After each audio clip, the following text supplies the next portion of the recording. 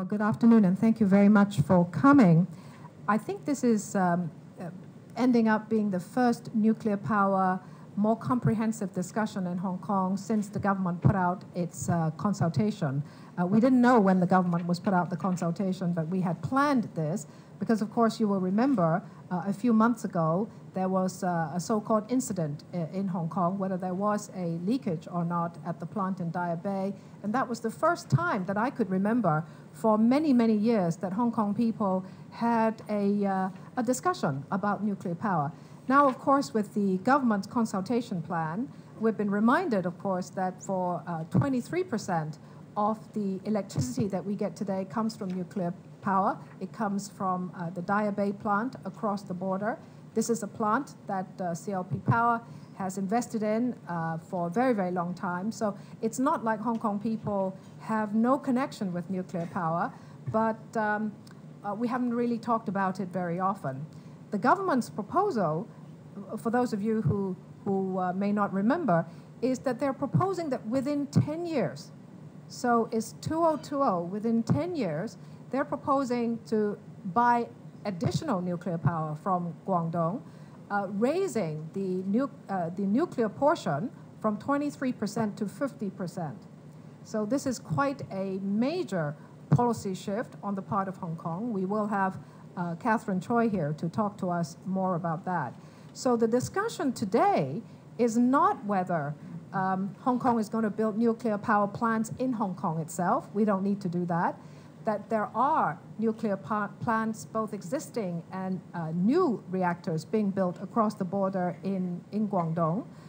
If you have any questions about China's national policy or the expansion of nuclear power plants in Guangdong province, Professor Lin is entirely able to supplement you with any information that you want. So, of course, in Hong Kong, we do need to look at what we're able to do within the context of what is happening across the border.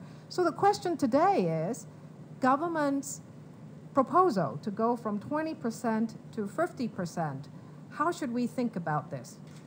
We will have, well, we do have our friend from Greenpeace, who was the first person I called when we decided to do this seminar, to put their views across, because we know Greenpeace has very strong views about this. So what are the alternatives? How do we look at the alternatives? And then, of course, we also want to look at the international situation. You will have read in the news that people have talked about extending nuclear power plants, for example, in Germany, for another 12 years of life. So what's the discussion in the international arena? What kind of technology is on the table today, and what may be the next generation of technologies that are coming? Questions in this area, I think both Professor Lin and Milton Kaplan can provide you with lots of background and answers. And of course, we can't do this without Richard in terms of, well, let's face it, if Hong Kong is going to be able to buy more nuclear power from Guangdong, this requires the support of the Central People's Government. It is about it's going to be about opportunities for Hong Kong companies to invest in nuclear power plants across the border. So how are we going to make a contribution in terms of pushing for safety, better management, transparency, all these things that I'm sure all of us want to see. So we have issues of policy and regulation, technology and investments, alternatives, as well as Hong Kong's contribution. So what I propose, and I've asked each of the speakers to just give us a very short presentation to start off with. There are 5 of them. So with their indulgence, I've restricted each one of them to 10 minutes. And they will start off by giving you an overall picture. What is the main message they want us to have? And then, as Mike said, I would like us to have a short break just for you to go and get your tea and coffee and refreshments, but come back very quickly. And then we can probably take each of these segments of issues and go through them one by one. So does that sound reasonable? All right, well, let's proceed this way.